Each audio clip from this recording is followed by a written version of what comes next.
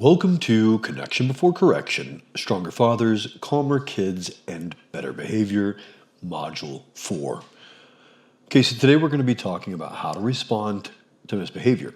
Misbehavior itself is not a failure of discipline. It's a moment that requires your leadership.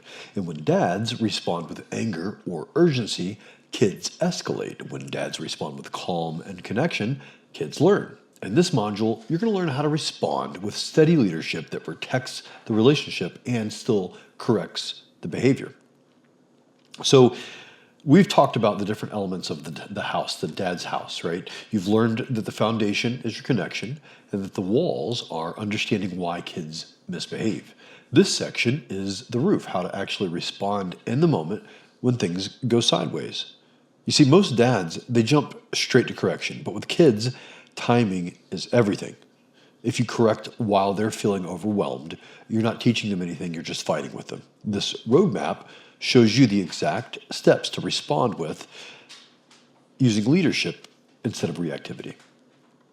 So step one, the pause and get calm. This is a dad first exercise, okay? You need to pause before you act. When your kid misbehaves, your body will want to react quickly. Anger, frustration, raised voices, threats, lectures.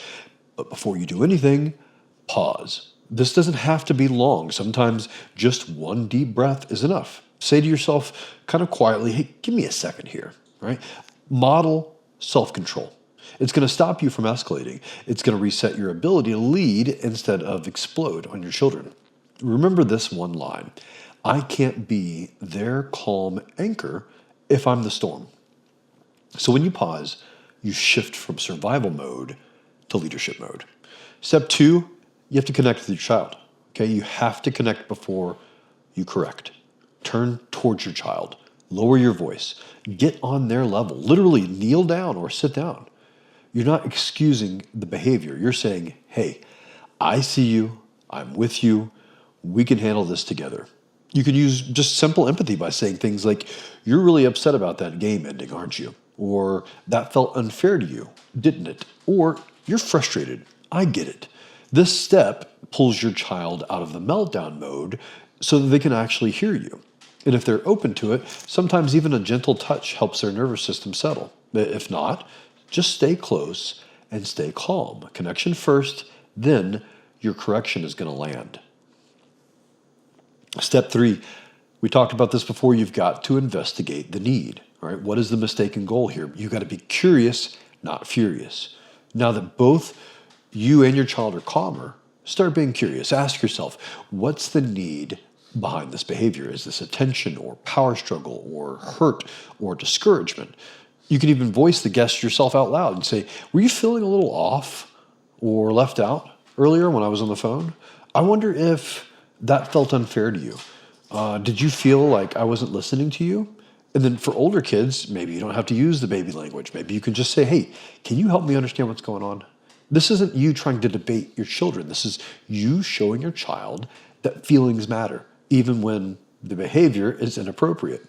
So when dads shift into detective mode, the whole power struggle dissolves.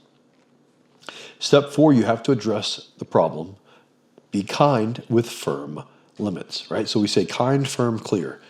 That's the formula, all right? This is when you actually deliver the correction. You've shown that you care. You've shown that you understand the need. Now it's time to show your leadership. Speak clearly and calmly to your child. It's okay to be angry. It's not okay to hit. The game has to go off now. We'll try again later. Or you're frustrated, but throwing toys is not how we handle it. Using consequences that teach, not punish, right? So examples of that would be if they hit a sibling, they now have to help that sibling feel better.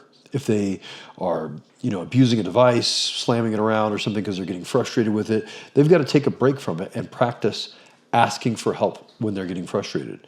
If maybe they broke something in anger or made a huge mess or destroyed something, you now make them either help repair the item or clean up the mess. Just keep it short, keep it respectful, and then keep their dignity intact. This is the iron hand in a velvet glove approach. Firm guidance wrapped inside of calm connection. Step 5, offer encouragement and a better alternative. As the moment settles, look for any sign of progress from previous meltdowns or previous misbehavior. You can say, hey, you calmed down quicker this time. Hey, thanks for talking this time instead of yelling. Hey, I saw you tried again. That's really what matters. And then you can also teach them replacement behavior. Hey, next time you want to get my attention, why don't you tap my arm and say, excuse me? Let's go ahead and practice it. Okay, this step is huge. Encouragement builds capability in your children, and capability reduces misbehavior. You're not praising perfection, you're reinforcing effort. This builds resilience, and it motivates better choices from your child. Step 6, this one's so important, dads, follow through consistently. Okay? Kids need predictable dads. If you set a limit but don't enforce it, they learn. Hey, dad doesn't mean what he says. If you explode one day and then you stay calm the next, they learn, hey, dad is unpredictable. Consistency, the kind, steady, reliable consistency, creates safety for your children. It also makes discipline easier. Kids behave better when they know what to expect. Your word becomes trustworthy. Your presence becomes stable. Your leadership becomes respected. Consistency is the nails that hold the whole dad's house together. So I'm going to give you a real world example that you can use here. Turning the TV off. We've all had this problem, right? You go to turn the TV off, your kid screams no, and then has a meltdown. So here's the roadmap in motion. Number 1, pause, breathe, stay calm. Number 2, connect. I know you're upset. Ending the show is hard. Number 3, investigate. Did stopping the show suddenly feel unfair to you? Number 4, address it, all right? It's still time to turn it off, all right? We can turn it back on tomorrow. Number 5, encourage them. Hey, good job calming down after that. Do you want a hug? And then number 6, consistency. Stick with the limit. When it's time to turn the TV off, you do it over and over and over again each time. You didn't yell, you didn't lose control, and you still hold the boundary. This is fatherhood leadership.